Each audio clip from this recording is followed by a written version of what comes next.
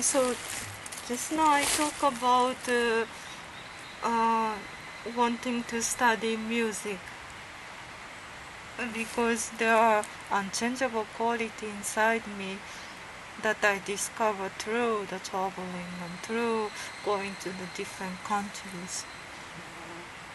And, and so I entered art school in Singapore to study music composition. And in the music composition, I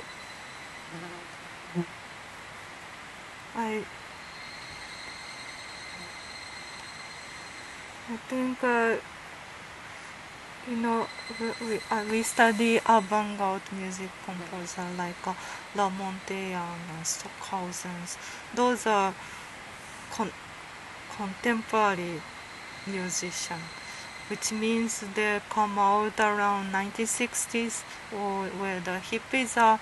There are these flows, or there that the music doesn't have to follow the scales or like a chord. It became more abstract, like in the same time Jackson Pollock started to paint abstract paintings in the music world. It happened also around the same time, that they would just give a noise and call it music, and that's where we studied. And because my education was like that, I started, like John Cage already using a daily object from the kitchens, like cooking pans, and to make music. And maybe it's in our school textbook, like it means like, oh, you should follow, you should be innovative like him. So I already had the idea that the music doesn't stay within the sound range. And in my graduation performance, I had a performance element inside my music. That time I was collecting issues from audiences, including the teachers who are grading me. Collect issues, and I'll ask all my friends to do the choirs and other compositions. So when I graduate from the music school, I immediately joined the performance art group, or not a group, but like a communities. In Singapore, there are many performance artists. For one reason, because Singapore is quite technology, advanced, encouraging people to be more contemporary. You see all the contemporary art instead of modern art over there.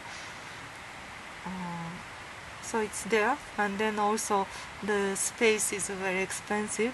You never get to own whole unit in Singapore. You normally own one room in a unit and share with 3-4 people, and share the bathroom and kitchen. That's the lifestyle of Singapore. And there it's very hard to create things like a sculpture, big painting. You have to be rich. So either you take up film or photography, something technology that you can keep within one small room, or do the performance, because you don't need your own studio. You can go out and use your body to express things. So in Singapore, performance art is particularly developed, and you get to see a lot of artists doing performance art.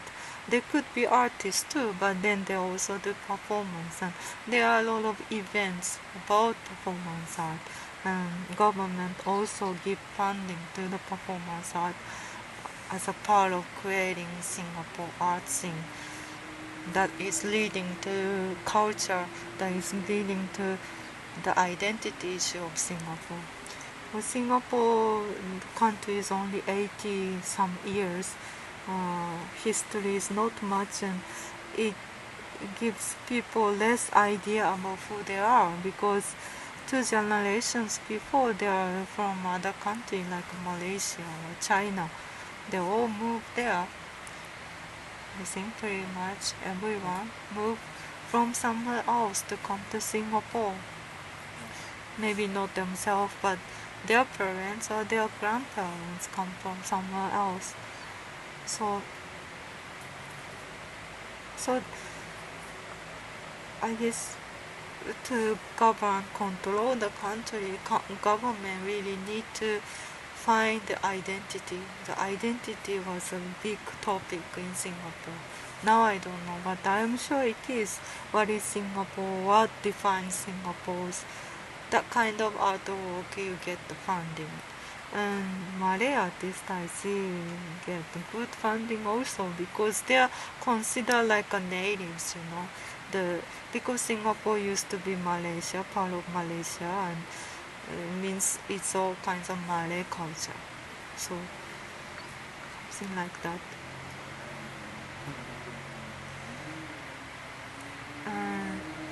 And then I pick up performance art.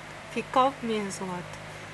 I try a little bit, but then I go and see the event more. Like there are a lot of international, very good international performance art festivals. I don't really get it at the beginning of the international performance art festivals, but I see people are nice. I see the artists who come to the event, and when you talk, it's nice. Like something like a 20% of Karmapa, like that. Like they have that kind of qualities. Like themselves, they are themselves, Not totally, maybe, but they have this being, the presence, stronger. They are nice. And I think around that time I went back to Japan and then found Zentai and brought a Zentai suit back to Singapore, and that's where I started to wear Zentai and put my music together to create the Zentai videos. And creating Zentai video was one of my way to practice performance art also. In front of camera I tried whatever, improvise with things around, and maybe without a plan I just pick and try to do something with it. Those training, I think, wearing Zentai, try to do things with the items around, helped me to develop the skills of performance art. So from the beginning, performance art meant Zentai art for me, and I never really did a performance art without Zentai. And it's because a musician is like that. When you play the saxophone, you pick up the saxophone from young time, and then you carry it throughout your career until you die. You try to discover all kinds of possibility, what kind of sound you can make with the saxophone. You don't go to other instruments. You hang on to saxophone.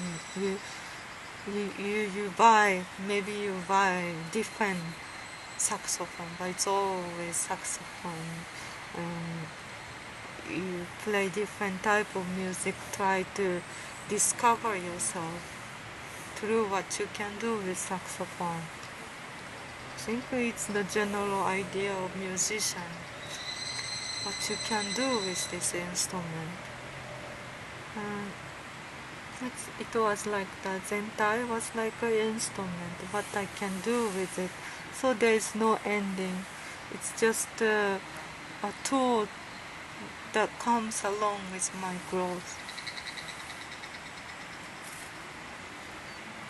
And I think you never get bored, right? You never get bored with saxophone, I think.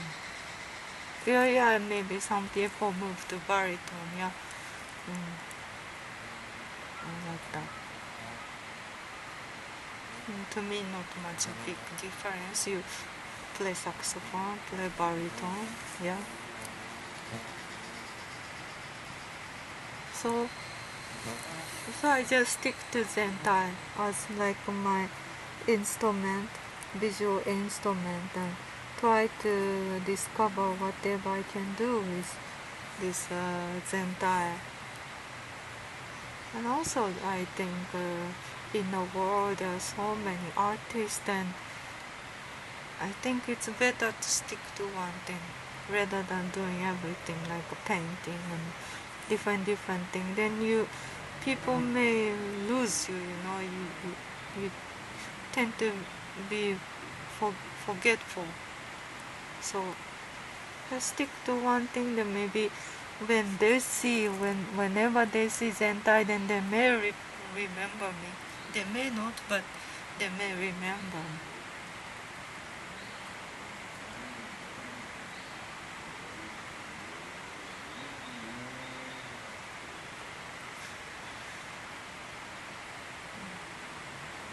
So through the Zentai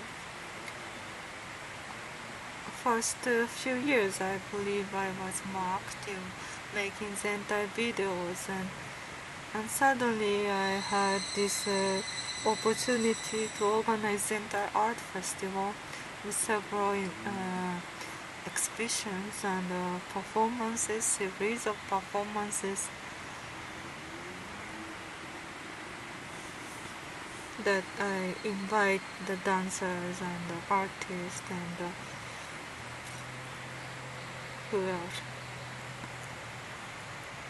I can only remember two kind of people.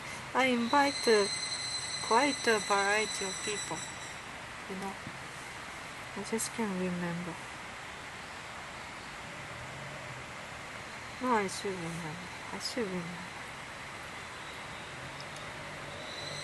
It's not an important thing.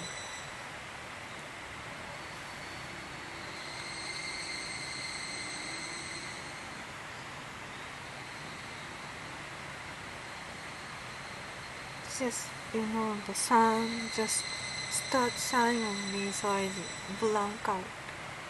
I don't remember anything.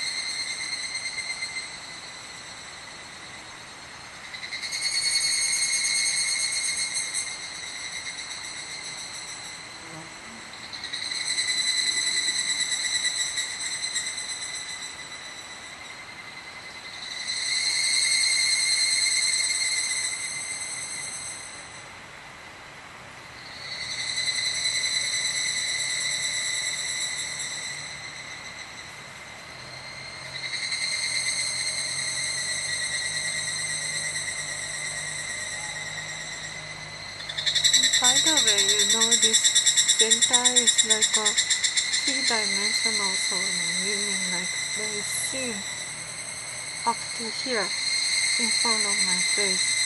And that's really helpful when you want to blink your eyes. You have the space in eye area because of the scene here. You may think it's a bit disturbing to have a scene in front of the face, but it's actually helping you. You don't feel like the eyes are, squashed. Some Zentai, like I start to cry.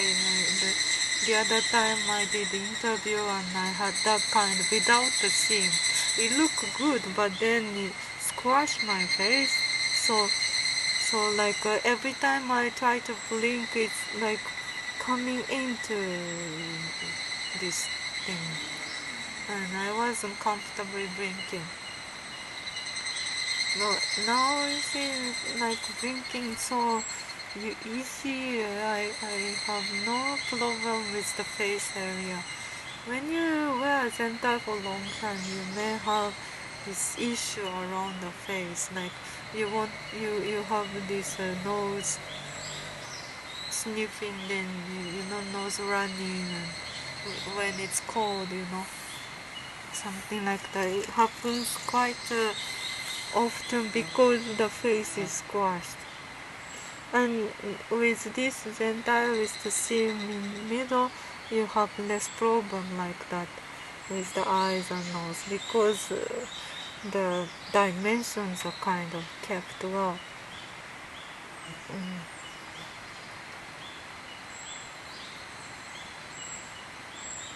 Yeah. But it's good to just have the both kind and use it as you need.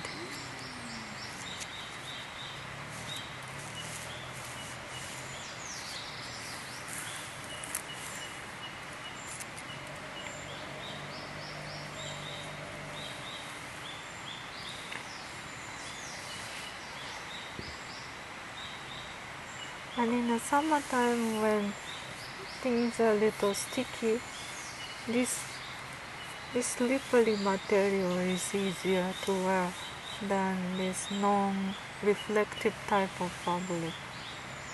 And those looks good, especially when you match with the wigs and you have non-reflective type of fabric, it fits well, but it stick to your body when you have little sticky skins from the weather.